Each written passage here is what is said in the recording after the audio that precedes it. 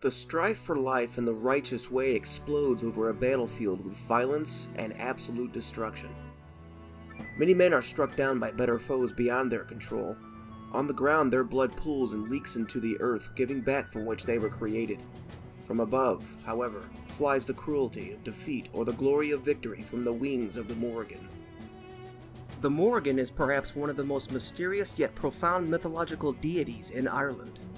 Instead of only being known as one individual throughout time, she has also been known as a trio of land goddesses, who are all sisters. Their names were ÉRIU, Banba, and Fola, and together they're known as the Three Morrigna. Just before the Malaysians arrived from Hispania, the three sisters asked Amergin Glúingel, who was a Malaysian druid and an impartial judge of both war parties, that their names be given to the country. After the Malaysians took over the land, their request was granted, and thus the name Ireland was created from ÉRIU, and Banba and Fola have been known to be names of the country in poems. Even today, ÉRIU, which is Old Irish, is responsible for the modern Irish name Éire. As a singular goddess, she herself reigns over fate, war, and death. Instead of ushering the dying, like the Grim Reaper, she can lead them to their fate. The myth of Cuchulainn is a perfect example. In the legend, the Morrigan offered herself to him before a battle after he had defeated warrior after warrior in single combat on the battlefield. He refused these sexual advances, and this enraged her to the point she transformed into an eel-like creature. She tripped him as he traversed through a fjord, and he retaliated by breaking the eel's ribs. This made her transform into a wolf, and she corralled some nearby cattle into a stampede towards him.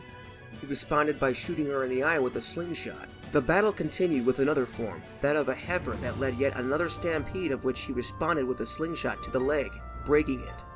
She retreated, and Cuchulainn went on to win his next battle. However, he would meet her final transformation that would fool him and lead him to his demise. Cuchulainn met an old woman missing an eye that also had broken ribs and a leg, who was milking a cow. After drinking 3 sips of milk she offered, not recognizing her disguise, he blessed her. This healed her wounds. On his way to the next battle, he spotted an elderly woman washing bloody armor, which was an omen that death is close. In the next battle he finally fell, but before he did, he tied himself to a boulder to hold himself upright to keep his people rallied. It was only when the Morrigan, disguised as a crow, landed on his shoulder to reveal the truth. War is not the only primary aspect of the Morrigan. While she may seem cold-hearted, there is an aspect of her that supports people, the land, and its animals. In the 1996 book, the concept of the goddess Moira Herbert goes on to explain that the Morrigan's shapeshifting ability is from her affinity with the whole living universe, and that her activities have a guardian-like quality. In Le Bourg Gaboila Erin, or the Book of the Taking of Ireland, which is a compilation of 11th century pseudo-historical poems about the country, Morrigan is listed as one of the Tuatha Dé Danann, a supernatural race of people. She is said to help defend and save the land from the invasion of the Fomorians, another supernatural but monstrous race of people. After she joins the battlefield, she chants a poem that caused the war to break and the Fomorians to be driven back into the sea from where they came.